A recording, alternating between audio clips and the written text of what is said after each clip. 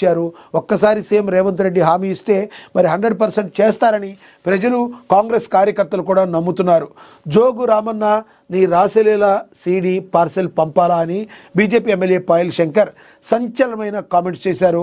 కేసీఆర్ సంతోష్ దగ్గర నీ సీడీలో ఉన్న విషయం మర్చిపోయావా అని చెప్పారు. మరి ఏమంటారు? పాయల్ శంకర్ గారు అయితే కౌంటర్ అయితే ఇచ్చారు.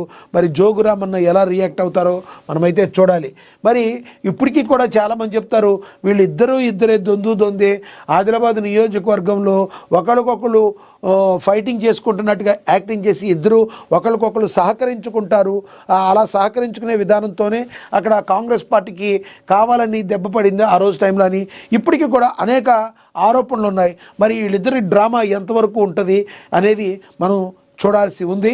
రానున్న రోజుల్లో కాంగ్రెస్ పార్టీ అయితే ఆదిలాబాద్లో మరి పాయల్ శంకర్కి చెక్ పెట్టే అవకాశం అయితే స్పష్టంగా అయితే కనబడుతుంది.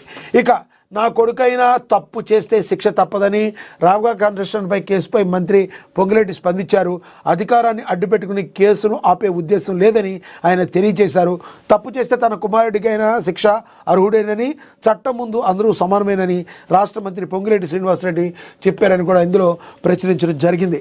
ఇక అఖండ 2కు చుక్కలు చూపించిన ఎరోస్ ఆఖరి నిమిషంలో సినిమా విడుదలకు బ్రేక్. రంగంలోకి బాలయ్య, బోయపాటి ఈ నెల 12న లేదా 25న రిలీజ్ అయ్యే అవకాశం. బాలయ్యపై కుట్ర జరిగిందని అభిమానులైతే ఫైర్ అవుతున్నారు. దీనిలో మనకైతే ఒకటి స్పష్టంగా కనబడుతుంది. కుట్ర జరిగింది అనే మాట పూర్తిగా అవాస్తవం. ఎందుకంటే కుట్ర జరగాల్సిన అవసరం సినిమా ఇండస్ట్రీలో ఇంకో ఎవరు బాలయ్య బాబు గారిని కాదన్న సినిమా ఇండస్ట్రీలో ఎవరన్నా ఉంటారా? అసలు బాలయ్య బాబు గారి రేంజ్ ఏంటి?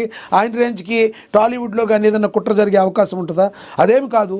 ఇది కేవలం ఒక మరి ఫైనాన్షియల్కి సంబంధించిన ఇష్యూగా ఎరోస్ సంస్థకి మరి 14 రీల్స్ సంస్థ కొన్ని దగ్గర 25 కోట్ల రూపాయలు వాళ్ళు చెల్లించాల్సి ఉంది 2009 నుంచి.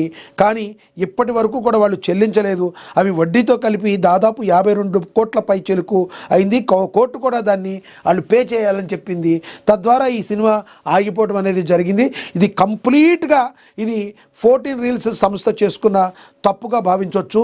అదేవిధంగా 14 రీల్స్ సంస్థ మరి బాలయ్య బాబు గారికి తమ యొక్క పరిస్థితి ఈ విధంగా ఉందని వివరించి ఉంటే ఆయన ఒక స్టెప్ తీసుకుని ఏం చేయాలో ఒక అవగాహనకి వెళ్ళి దాన్ని రిలీజ్ చేయించేవారు.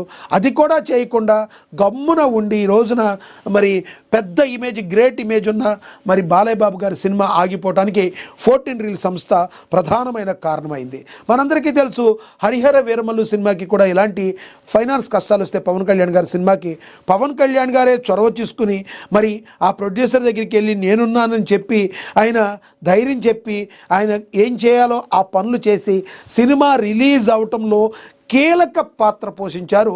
అప్పుడు మరి జనసేనాని ఇప్పుడున్న ఆంధ్రప్రదేశ్ రాష్ట్ర ఉప ముఖ్యమంత్రి పవన్ కళ్యాణ్. తద్వారా ఆ సినిమా ప్రేక్షకులకు చెప్పిన డేట్కి మరి రావటం జరిగింది. ఆ ముందు ఒక డేట్ ఏదైతే చెప్పారో ఆ డేట్కి రావటం జరిగింది. బాలయ్య బాబు గారు కూడా ఏం తక్కువ కాదు. ఈయన కూడా ఇండస్ట్రీలో మంచి పేరు ప్రఖ్యాతులు ఉన్న వ్యక్తి. ఈయన కూడా ఒక మాట చెప్తే మరి 14 రీల్స్ సంస్థకి దానికి ఒక మార్గాన్ని చూపించి సుగమం చేసే వాళ్ళు అనుకున్న డేట్కి మాత్రం అది రిలీజ్ అయ్యేది. ఇది కంప్లీట్గా 14 రీల్స్ సంస్థ చేసుకున్న స్వయంకృత అపరాధంగా మనం అయితే భావించవచ్చు. మీరేమనుకుంటున్నారు ఫ్రెండ్స్? నిజంగా అఖండ 2కి తెలుగు సినిమా ఇండస్ట్రీకి కానీ బాలయ్య బాబు గారి మీద కుట్ర జరిగే ఛాన్స్ ఉందంటారా? మీరు ఏమంటారో కింద కమెంట్ బాక్స్ రూపంలో కమెంట్ చేయండి. ఇక 400 విమానాలు రద్దు ఇందాక మనం చదివాము. దానికి కొనసాగింపుగా దీనిలో ప్రచురించారు.